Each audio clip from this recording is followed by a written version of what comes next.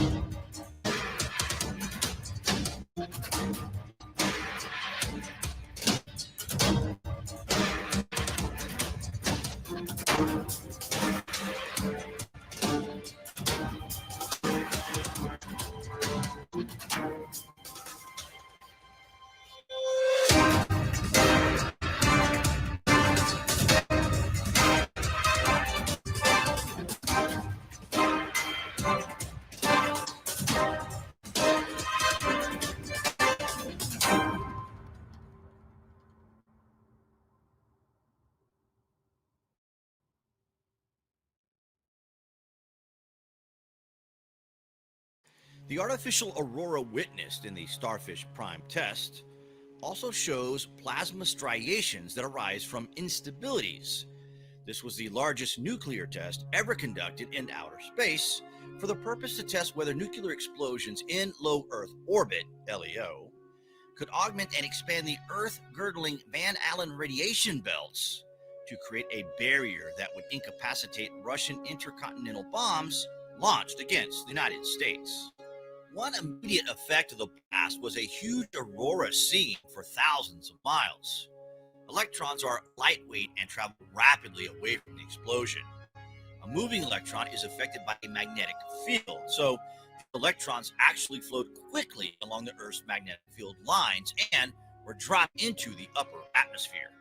Ancient Earthlings would create vivid petroglyph patterns Anthony Perret has linked around the globe, and he believes this was witnessed in Earth's upper atmosphere, affecting the environment and destroying the world around them. They immortalize this happening. Recorded under lab conditions, Peratt has shown the shape witnessed in the atmosphere in prehistory was that of a recording from antiquity. Characteristics for the occurrence were a high current Z-pinch aurora for an intense inflow of plasma.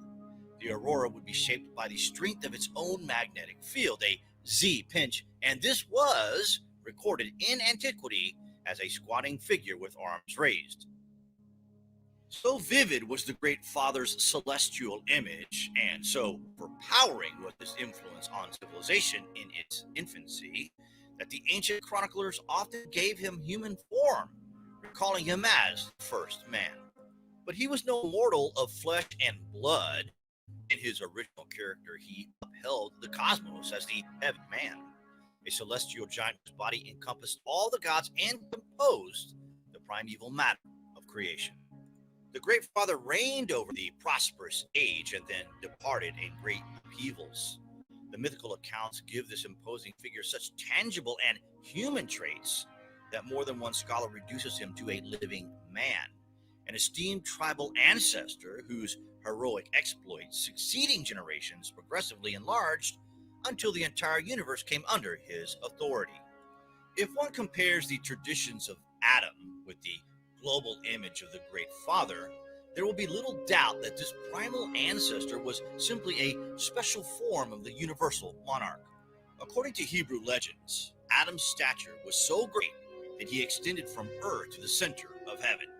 His continents obscured the sun. Like the universal monarch, Adam was Lord on earth to rule and control it, teaching his subjects the first arts and sciences. The myths say that terrestrial creatures took him to their creator and they all came to offer him adoration. This Adam is a man of light, occupying the center of the cosmos and radiating energy along the axis of the universe. He is creator and supporter of the world, whose body encloses all the elements of life. Islamic mystics call Adam the universal man, or the perfect man upholding the cosmos. To the Theophites of the early Christian era, he was Adam's, the man from on high, the heavenly prototype of man. According to Genesis 2:7, the Lord God formed man of the dust of the ground and breathed into his nostrils the breath of life. This man became a living soul. God then called the man Adam and later created Eve from Adam's rib. The same cosmic figure, the Lord God, Father of Adam, whom the oldest races knew as the creator and supreme God, appears in the myths as a terrestrial king reigning over the Golden Age. His rule was distinguished for its peace and abundance. He governed not one land alone, but the entire world, becoming the model of the God King. Every terrestrial ruler, according to the kingship rights, received his charisma and authority from this divine procedure. No mythical figure remains more enigmatic than the great king to whom so many ancient peoples traced their ancestry.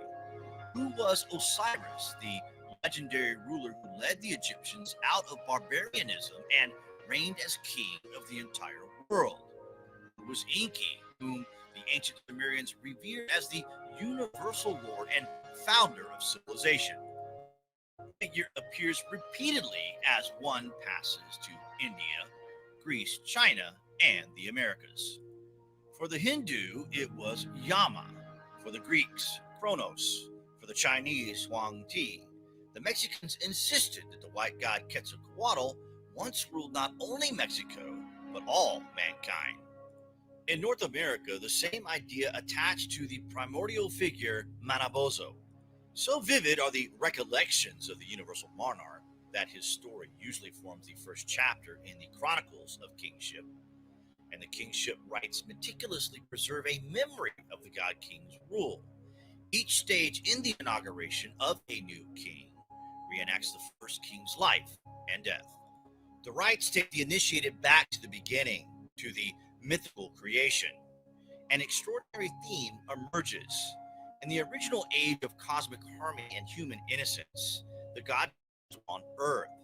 Presiding over the epoch of peace and plenty was the universal monarch, who founded temples and cities, and taught humanity the principles of agriculture, law, writing, music, and other civilized arts.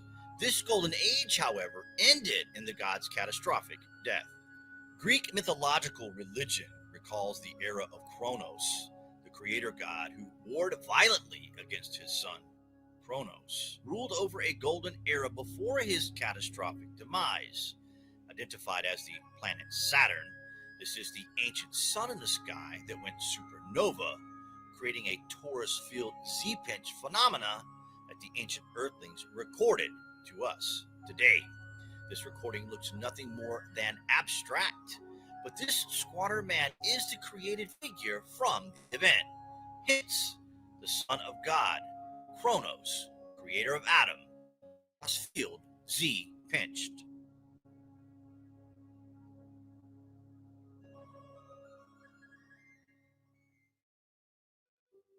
Hey, what's up, guys? Tyler here with Secure Team.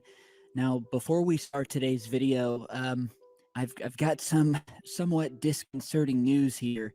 It's kind of put the fear back into me, and should you guys and any of you out there who maybe you're running similar channels that discuss taboo topics such as UFOs or aliens, and now today, after receiving an email and checking for it myself, I received a message that yet another UFO-based channel has been, without reason, terminated from YouTube out of nowhere. And this channel, as some of you may have known it, was called the Kepler Telescope Channel. Now, I had heard of it before, but I wasn't crazy familiar with it. But it turns out that other viewers of ours, love this channel. And just from what I saw, it wasn't very different from Secure Team. He posted mainly videos where he narrated, just like I am doing here, about aliens, ancient history, mysteries of Earth, mystery base, and he seemed to do a real good job. Okay, let me see what's going. I don't remember this being part of this video. Let me go ahead and play a different one. Hold on just a moment.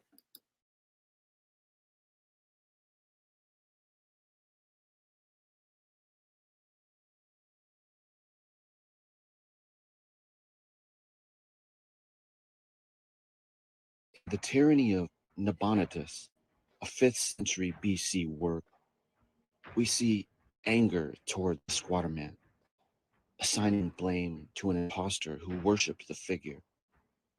Apparent anger of the Taurus field made the people question godly authority. They called him an impostor and accused him of misguidance. They thought the bad judgment resulted in indiscriminate anger. People were beginning to think actions on the earth were affecting the judgment of the squatter man. Wait till you hear this, because there are many connections to be made in understanding these symbols and our history. This archetype is still all around us to this day. Now, the term Patnia Theron appears in Homer's Iliad in association with the goddess Artemis. There are several research papers out there that take a deep dive into the Patnia figures. But ultimately, we are told the identity of the Patnia Theron is difficult to place. And the connections between images and concepts in the ancient cultures remain very unclear. But I want to show you how this archetype emanates from the ancient assembly of the gods, the planet gods. If you want examples of this in space, take a look at these Herbig-Haro objects. Whether it's the Tree of Life, the Mother Goddess, Sacred Pillar, the Cosmic Mountain, they are all emanations from this divine council, led by Saturn.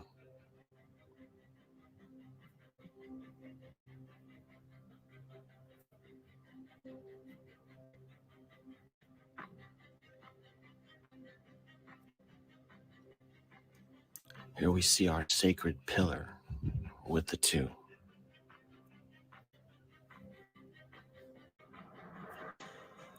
Whether they are men or beasts, they are the personification of those two cosmic rivers.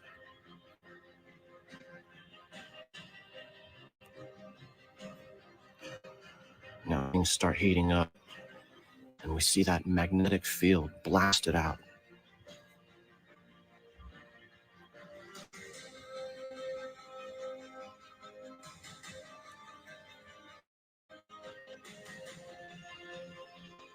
That assembly of the gods gave us the tree of life.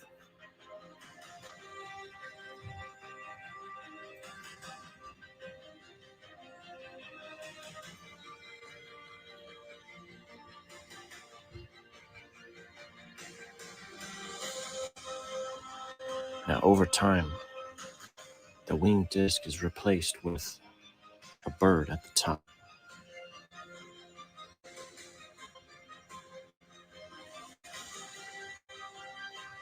Mighty and glorious Yggdrasil, the tree of life, responsible for the floods.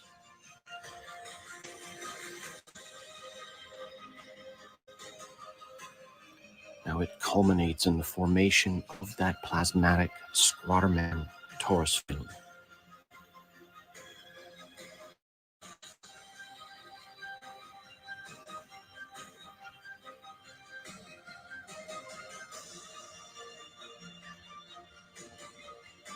Before taking its final form of the stairway or ladder to heaven.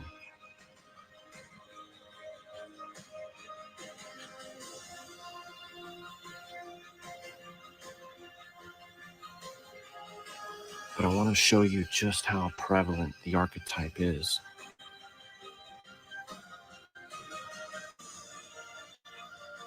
And how it dominates the ancient landscape globally.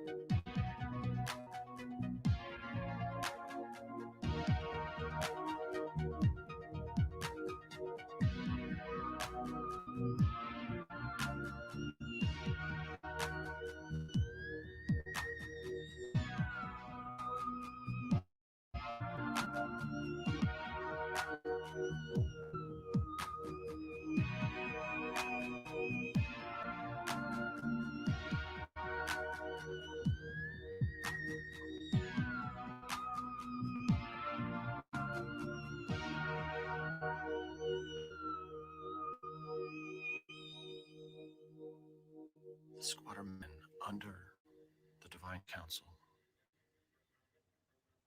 above the earth, above the underworld, and with the two.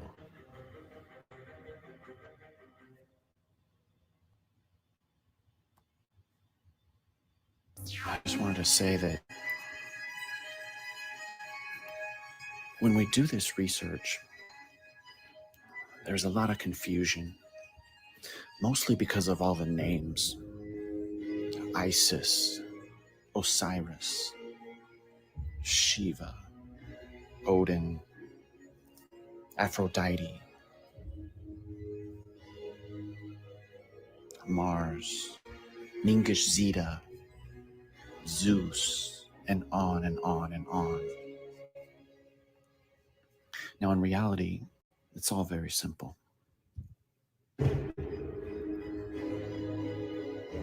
We have the Assembly of the Gods and Squatterman. But we see a lot of depictions of pieces of this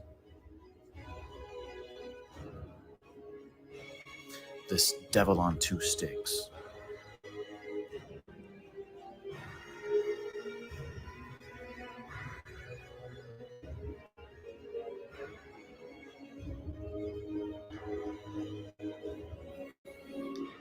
And you might say, but why does this one just have one stick? And I would say, I don't know. Maybe a bear took this guy out before he finished. Maybe there was just one plasma stick in the sky for a time. But Squatterman was the war god for a lot of people.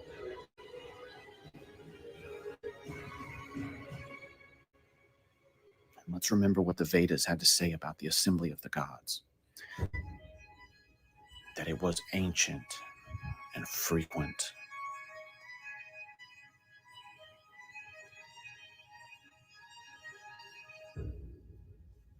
And let's remember the identifying markers of Squatterman, flanked by the two and treading on the beast.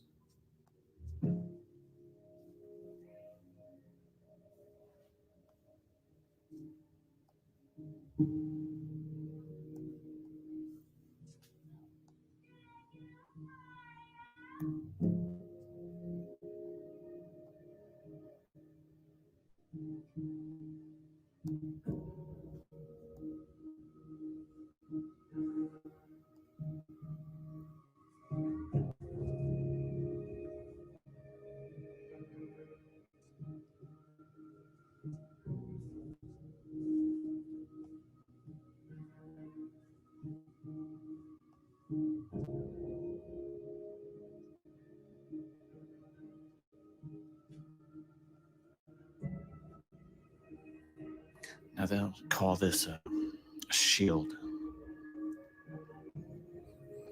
But I believe these are the electrical and plasmatic interactions that took place between the planet god during the time of the Assembly of the Gods.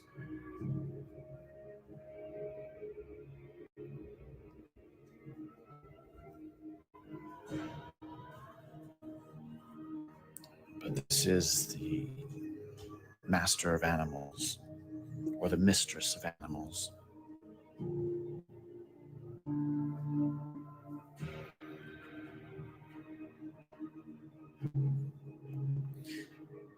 And they'll say, this is Adad, the third son to Enlil, the second son to Enlil's spouse Nenlil. And that's complete nonsense. This is Squatterman under the Divine Council, holding the two and treading on the beast. Here in the southwest, this looks like Enki, with those two rivers flowing from him.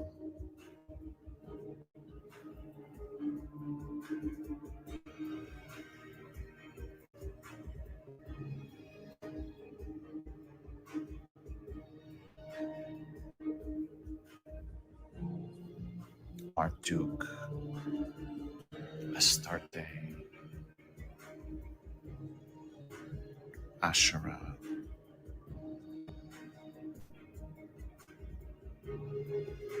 Inanna,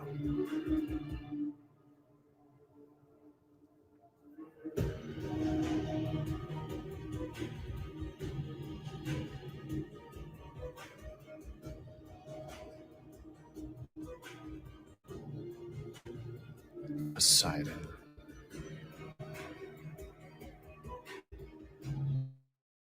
Shiva the Destroyer,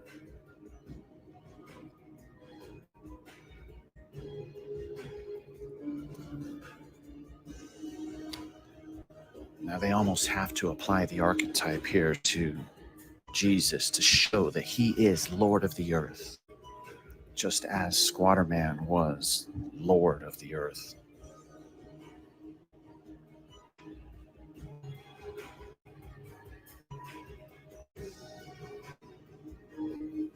And this is why they have the dove descending upon him, because the dove is a symbol of the winged disc of the assembly of the gods.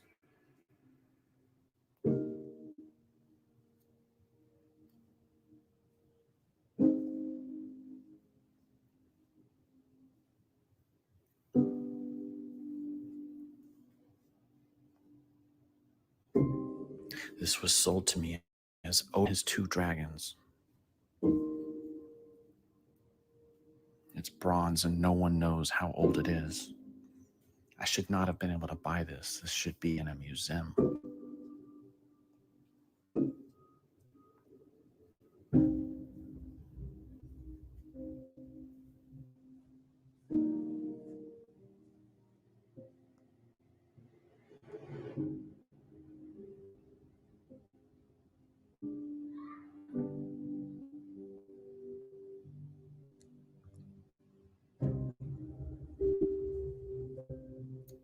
Is this why the bird is there?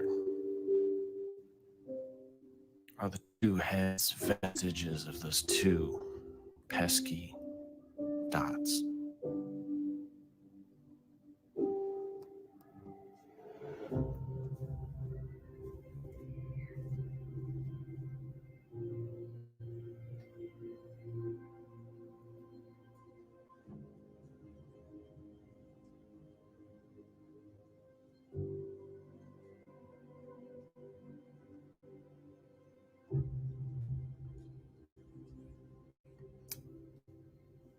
But that is why these two creatures are placed here, as a symbol of royalty and majesty.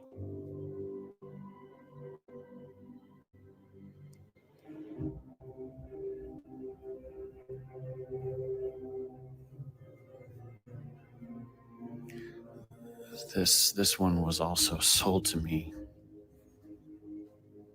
for a very small amount.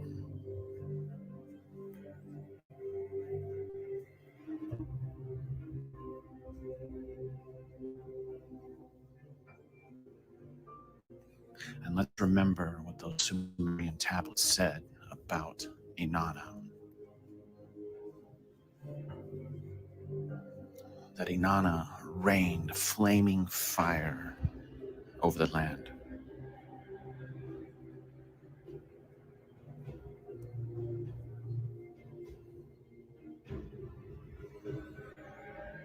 The queen of the night. These early religions assimilated experiences into ideas that are found in Egypt, Iraq, China, Scandinavia, and even in the tribes of Africa, Australia, and the Americas. Voodoo, Dogon, Aboriginal, and Native American traditions all speak of old sky events unlike any we experience today. They worshipped a figure that appeared to them, and the documentation is evident from the most primitive petroglyphs to the imagery of the ancient mystery religion, and even right up to the digital code of this video. We are a species with amnesia, brainwashed for control, and it is time for all of us to begin to wake up. In 100 BC, in the Uneid, The Roman poet Virgil speaks of the rites of the gods and the mysteries of Bacchus, god of the night. By recognizing the identifying markers of the squatter man in the ancient imagery, we can see that Bacchus is a regional name for the squatter man. Here he is called god of the night because we believe that during the night, the plasmatic display of the squatter man would have been that much more brilliant. So too we find many references to the ancient mother goddess to be the goddess of the night. Virgil also states Mars was able to destroy the Lapith's monstrous race. This statement takes on a profound meaning when we realize he is referring to the squatter man. Mars, aka Ares, the god of war, indeed, is presented originally displaying the identifying markers of the squatter man, either holding the two or being flanked by the two, whatever those two might be, and treading on this. Virgil also says the father of the gods himself yielded to Diana's rage. The goddess Diana also bears the identifying markers of the squatter man, and her rage is paralleled in the Hindu tales of the destructive dance of Shiva the Destroyer. Based on the totality of evidence from ancient texts, petroglyph records, and confirmations from modern plasma physicists, we can't help but conclude that our solar system experienced dramatic and traumatic changes still embedded in our so-called blood memory. Glimpses seen even in the old Chicken Little story where the sky is falling. The ancient archetype of the assembly of the gods is a key to these mysteries, and it seems that the emanations of the assembly of the planet gods goes through a process that was of course held sacred. A pillar, a triangle, even said to have once been shaped as an hourglass. And of course, the squatter man and the ladder. The Egyptian obelisks appear to be a representation of that sacred pillar, and an analysis of Egyptian jed pillars will give insight into the morphology of these ancient emanations. By searching for the identifying markers in ancient imagery, it is becoming apparent that names of planets were originally names for the squatter man. For example, the planet we know as Venus today was not always called Venus. The Greeks and Romans called that planet Hesperus and Phosphorus. Ultimately, they chose to change the name to Venus, the old mother goddess. Can you imagine the ancients relaxing on their rooftops in the evenings and marveling at the mother goddess, Venus, the squatter man? It's remarkable to compare the imagery of Quetzalcoatl, Medusa, Pluto, Cupid, and Yaldabaoth and see the undeniable similarities. The farther back we peer, the more accuracy we see. But as the imagery crosses generations, the meanings are forgotten. This shield here and variations of it are a memory of the assembly of the gods and the cosmic mountain, a projector of sorts which would ultimately manifest the squatter man. Cosmic mountain was the connection between heaven and earth that is now lost. The Norse rainbow bridge that connected Midgard to Asgard, and its trembling was a sign of Ragnarok, the end of the world of gods. A thunderclap is globally thought of as the anger of the gods. It's a trauma. The lightning in the sky, a trauma from when these events were overwhelming to the observer. It affected our thinking and destroyed the world we once knew. The ones that survived would believe they were God's chosen people. Religions formed and assimilated over time as empires emerged and collapsed, but we still intuitively remember the trauma inflicted on the soul of humanity. Using the template of the identifying markers, we can understand the origins of the mysterious Roman religion of Mithraism. The central figure flanked by the two, under the assembly and treading on the beast.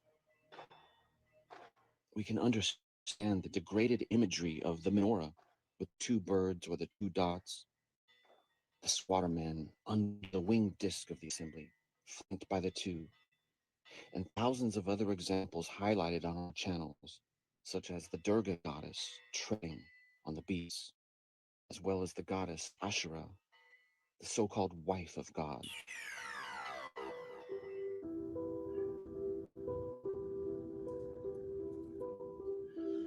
All right, everyone. We've been looking at this ancient assembly of the planet gods.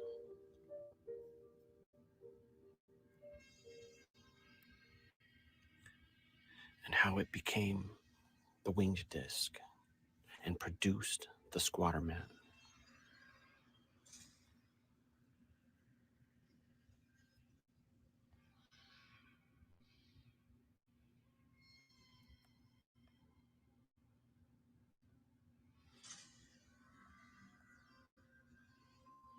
We've talked about identifying markers, like being flanked by the two, or holding the two, and treading on the beast.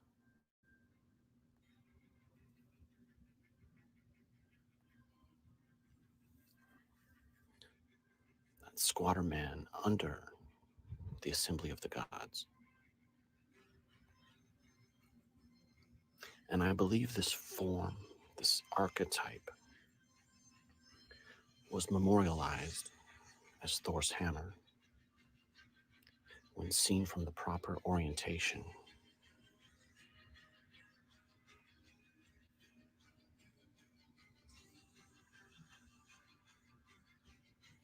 We see something similar in the African Shango, holding the two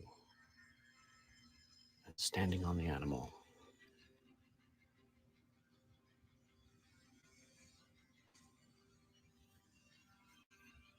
Now, mainstream tells us that the Queen of Heaven, Aphrodite, Inanna, that they are symbols of the planet Venus. But understand that originally, the Greeks and the Romans referred to the morning star and the evening star as Phosphorus and Hesperus. And once they learned it was the same planet, they renamed them Aphrodite and Venus, giving them the name of the old Queen of Heaven, who had since gone to the underworld and no longer appeared in our skies.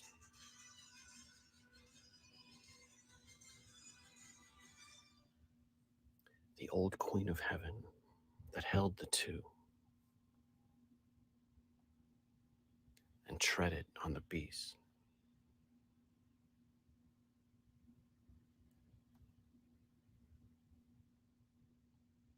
Under the divine counsel.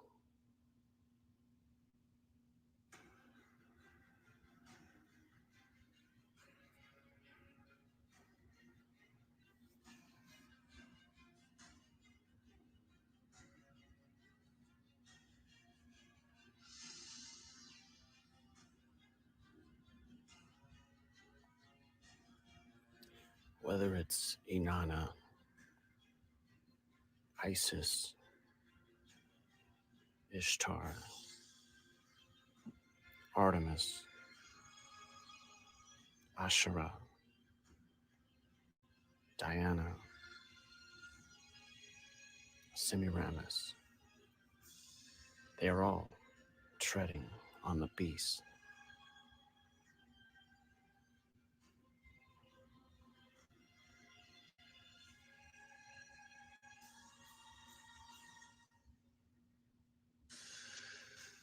An ancient force field that stood on top of the earth, holding the two.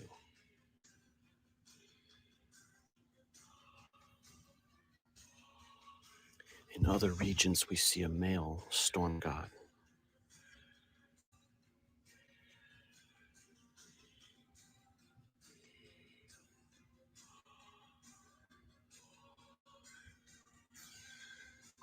Whether it's Typhon, Garuda, Hanuman, Ganesha, Pashupati,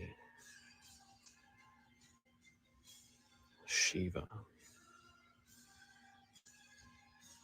they are all treading on the beast.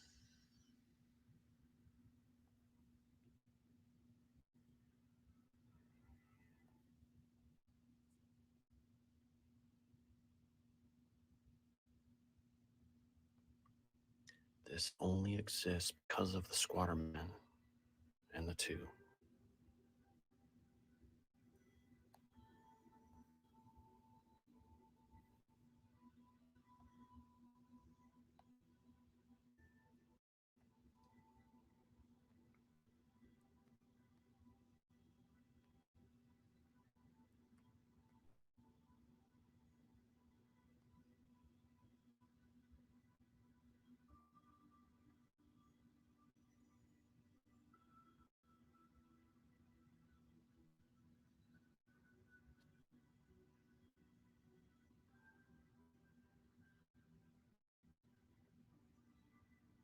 Even in the Philippines, holding the two, treading on the beast.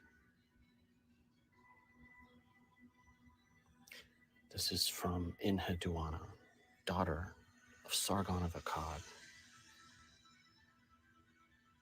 4,200 years ago, in her hymn to Inanna, the foremost queen, the prop of the assembly.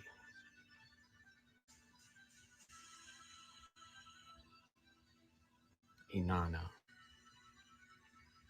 who rained flaming fire over the land, the queen who rides the beast.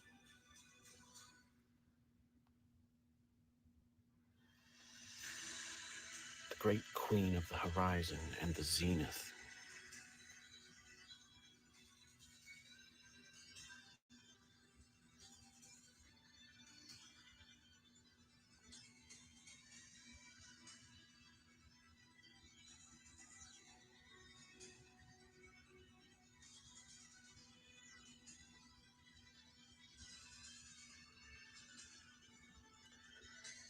From the book of Revelation, chapter 17, we can unmask that woman sitting on the beast.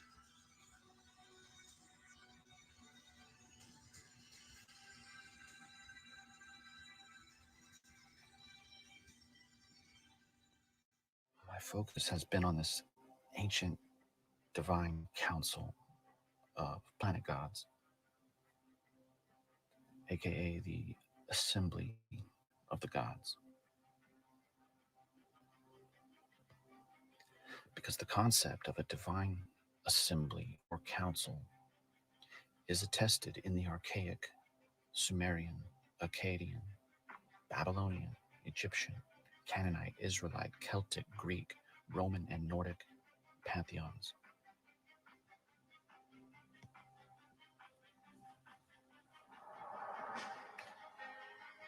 So we can look at snapshots of all the different manifestations this divine council presented.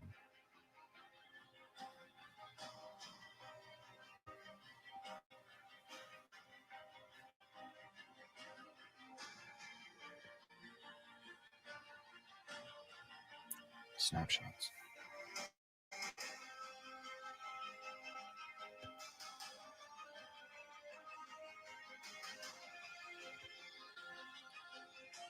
This is the story of Ragnarok and the fate of the gods, the planets.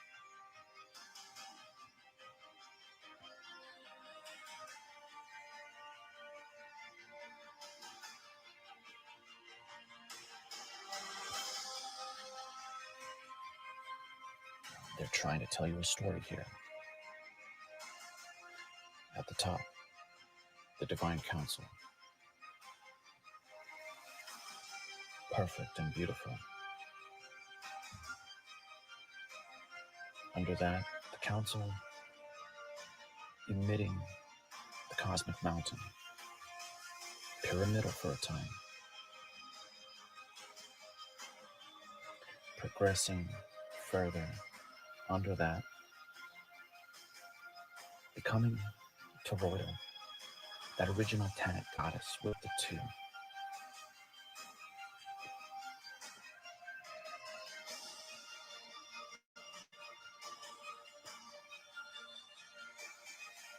Snapshots.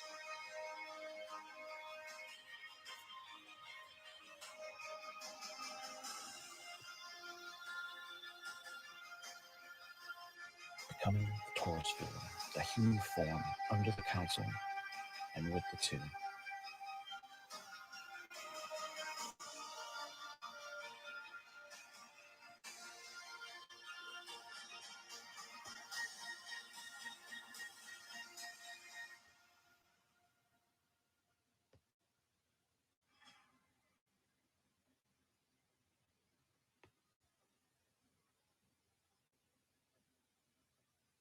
That battle with that cosmic dragon.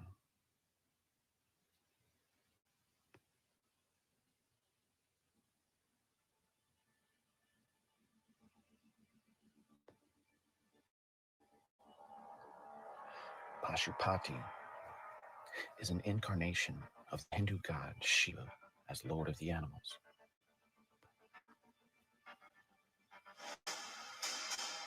Master of animals.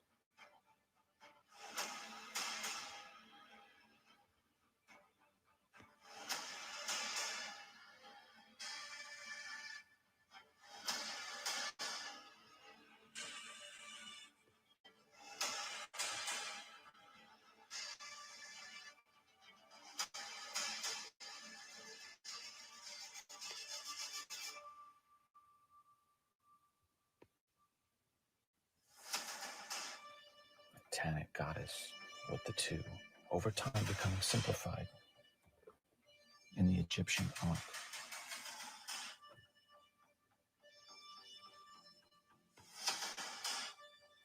Both Shiva and Rudra are viewed as the same personality in Hindu scriptures. That atmospheric deity with fearsome powers.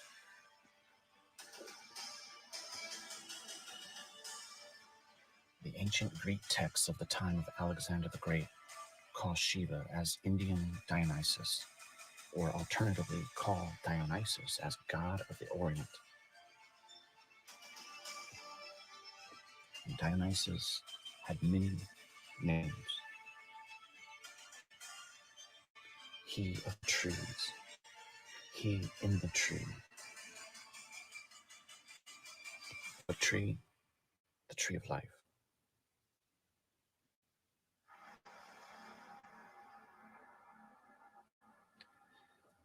These different systems merge with the concept of the human body as a pillar between heaven and earth.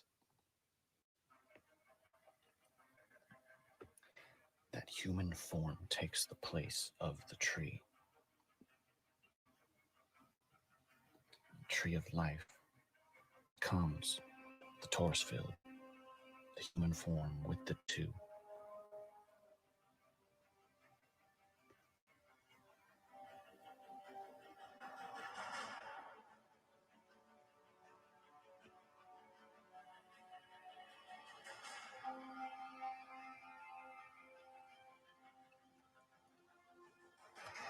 I want to clarify something.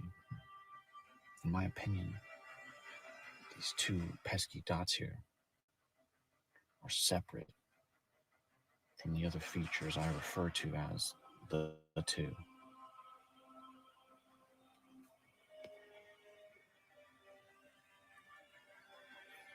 The human form under the divine assembly with the two.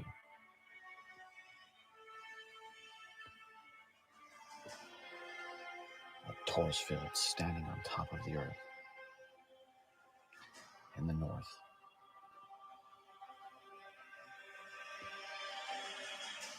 This is why these people have these rituals with their trees and effigies.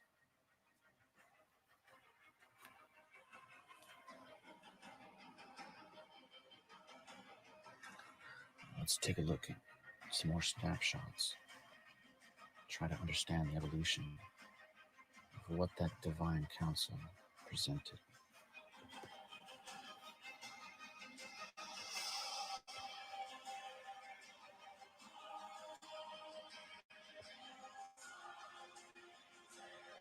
This is that destructive dance of Shiva. This is those avatars of Vishnu.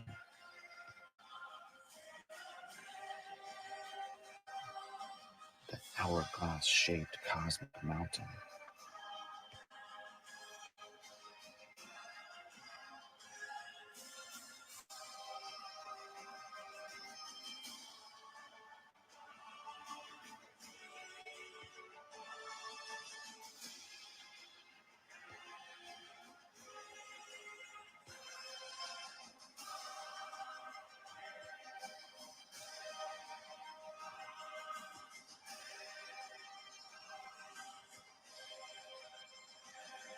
Squatter man.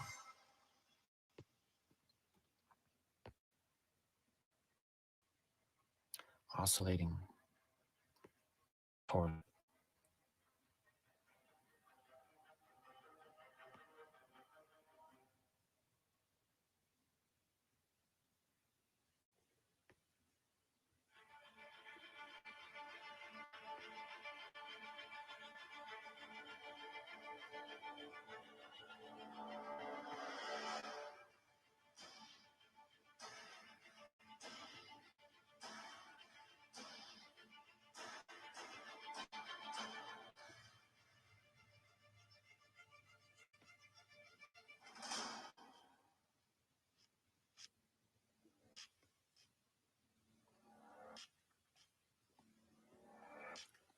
Tanit goddess with the two.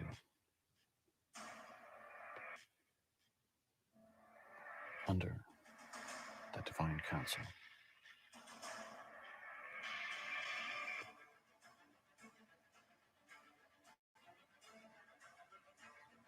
Whoever you want to call it, Eve, Diana, Artemis, Aphrodite, Ishtar, Inanna, Asherah.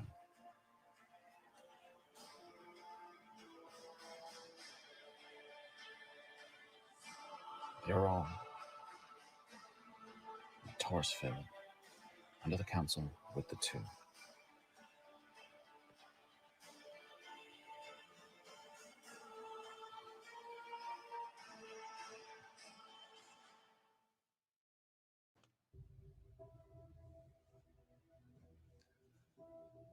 Alright, everyone. My channel has been about origins of mythology and religion, and about how our skies were so different in ancient times.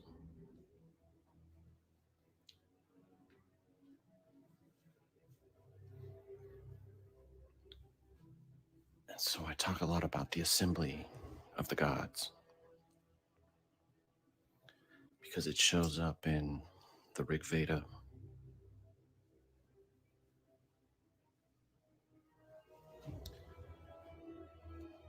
This assembly of the gods, ancient and frequent. It shows up in the Old Testament, Psalm 82:1.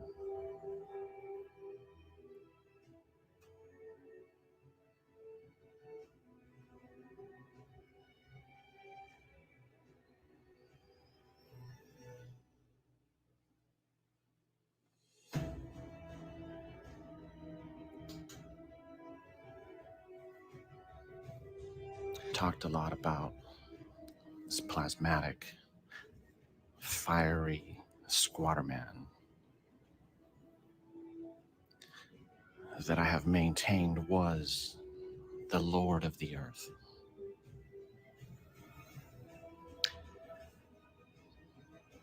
talk about the cosmic mountain between us and that great assembly of planet gods, and the evolution that took place with that mountain becoming the tree of life and ultimately manifesting the squatter man.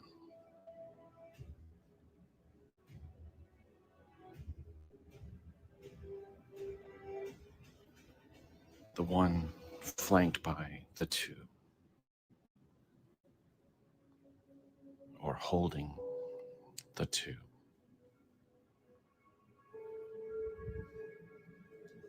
And treading on the beast. Indra, the thunderer.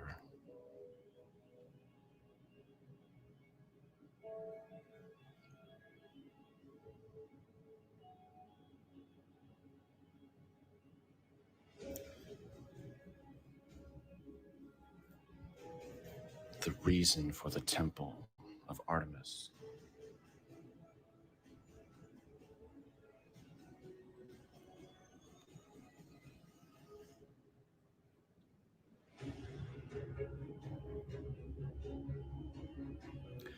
The mountain of God, Mount Olympus, Mount Meru, manifesting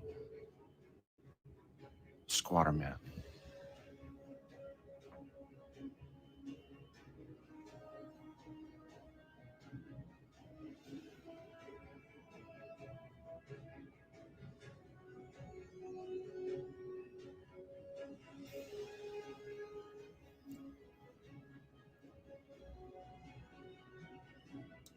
All three are here. The mountain of God, the burning bush, God emerging from the burning bush.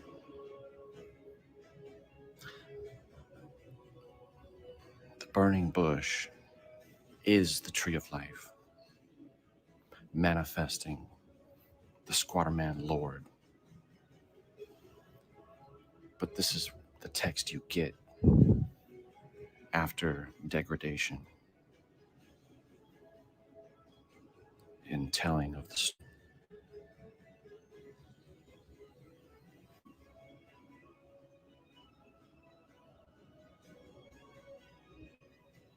The Lord of the earth, stairway to heaven, tree of life.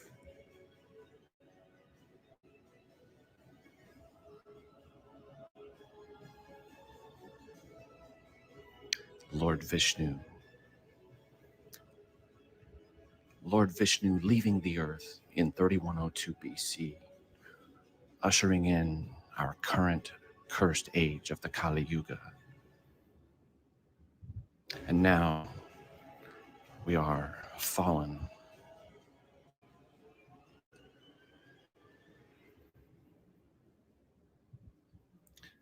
So I always talk about the two.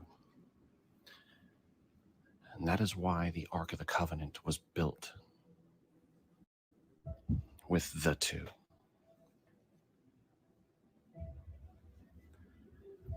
That sacred space between is where Yahweh was said to appear, the Lord of the earth.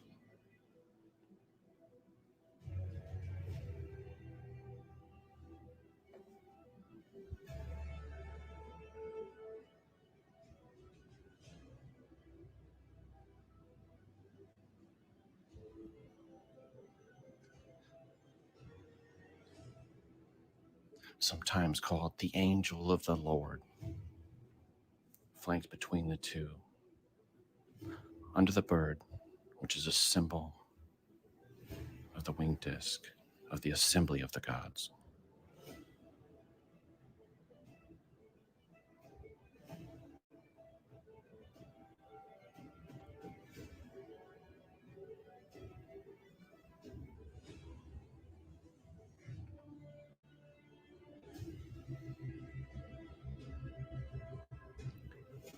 That battle with that serpent.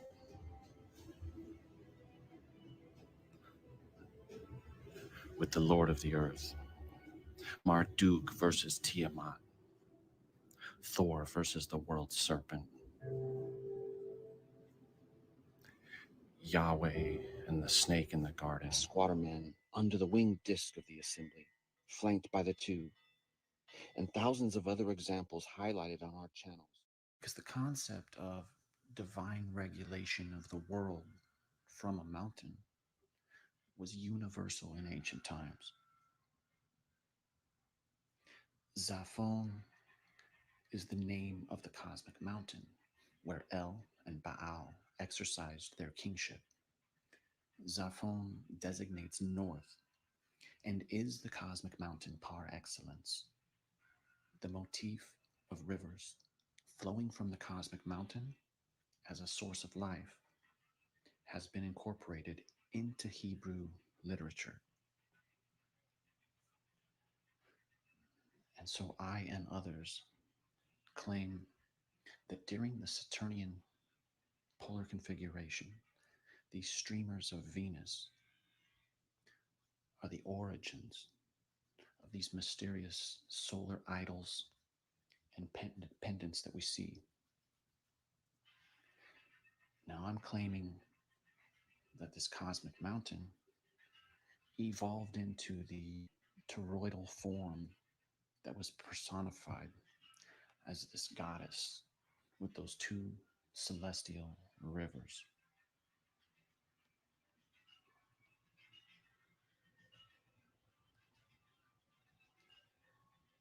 And solar pendants like these show us the evolution of that cosmic mountain into the toroidal form.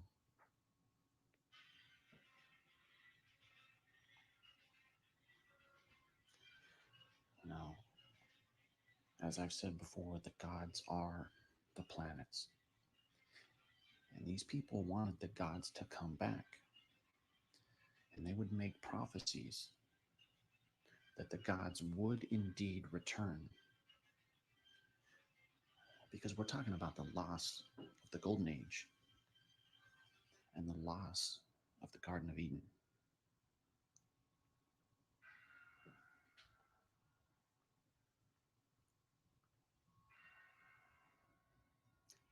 In the Old Testament book of Isaiah, he says, "In the last days, the mountain of the Lord's house shall be established." Now, I also love Isaiah 14 because it paints a picture of people standing around looking at the morning star, the planet Venus, in amazement and wondering, how could this be the one who shook the earth and brought the nations low and destroyed cities?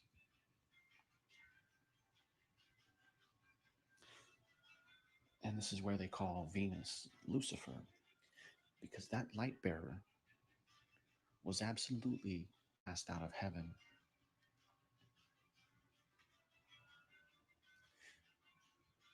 And they say Venus was on the holy mountain of God, cast out from that mountain. And they call it the Mount of the Congregation rather than the polar configuration.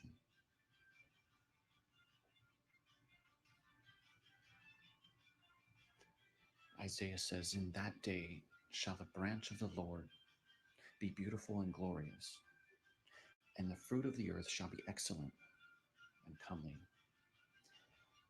And so I will claim that that is the hope of the return of the Saturnian Golden Age and that Garden of Eden. Isaiah also alludes to the return of immortality. And this is echoed by Plato, who says about the Atlanteans that old age rested not on them. And so I think there's more to this concept of the lost fountain of youth.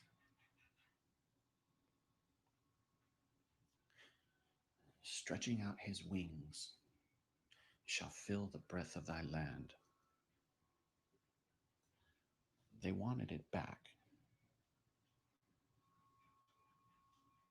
But the story is also twisted.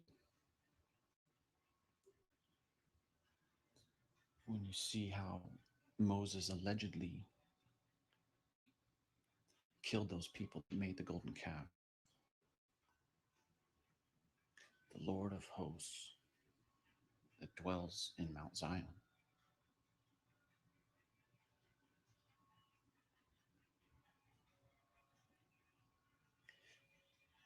This might as well read, the cosmic mountain shall be redeemed.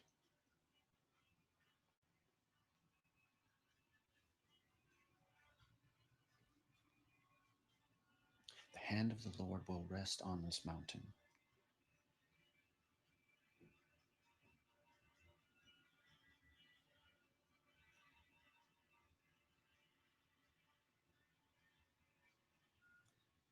He shakes the earth out of its place, and its pillars tremble.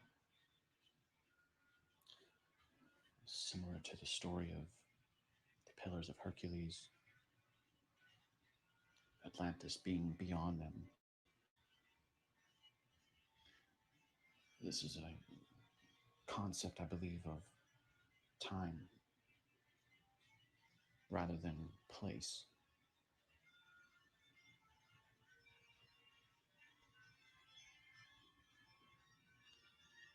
The temples are replicas of the cosmic mountain.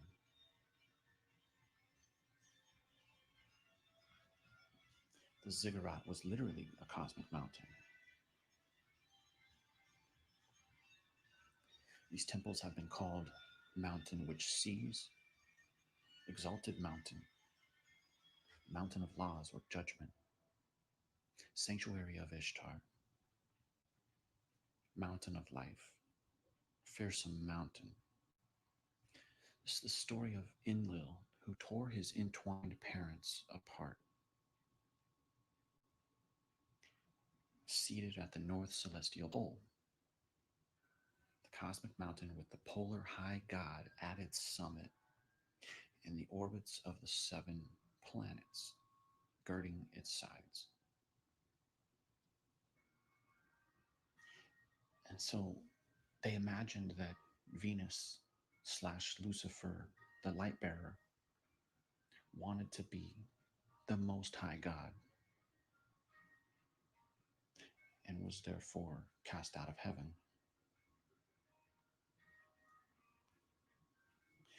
Think of the thunderings and the lightnings, the smoking mountain that everyone saw, beautiful in situation. In other translations, it says, beautiful in elevation. The joy of the whole earth is Mount Zion, on the sides of the north, the city of the great king.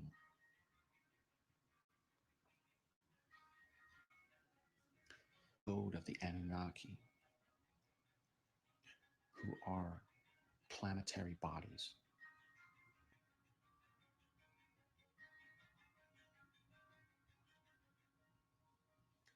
A mountain where the gods dwelt.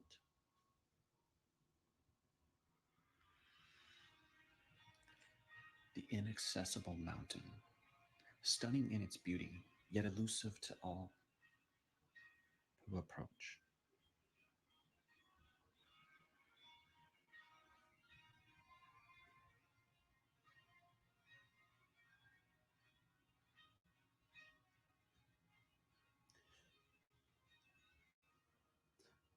And this is a personified goddess with the 2.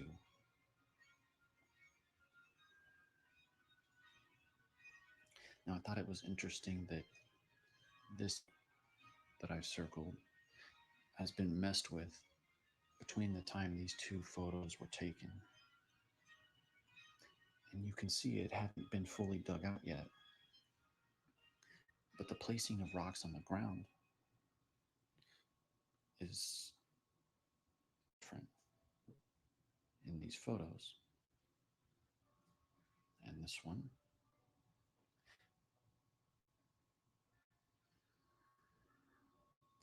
So I just thought that was strange. The landscaping of the ground continues to change.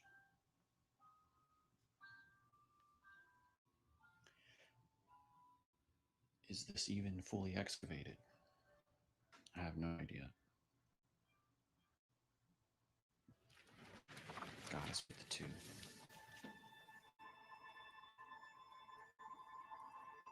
Have a good day, guys.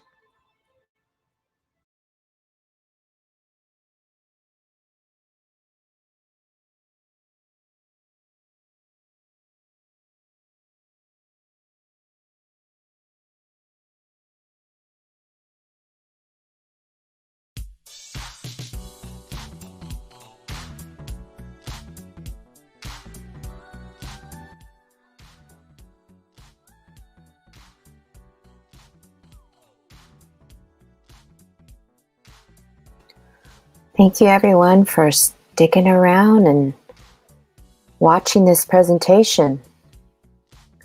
Watching it again, I'm still blown away by all the information. I hope you all enjoyed it.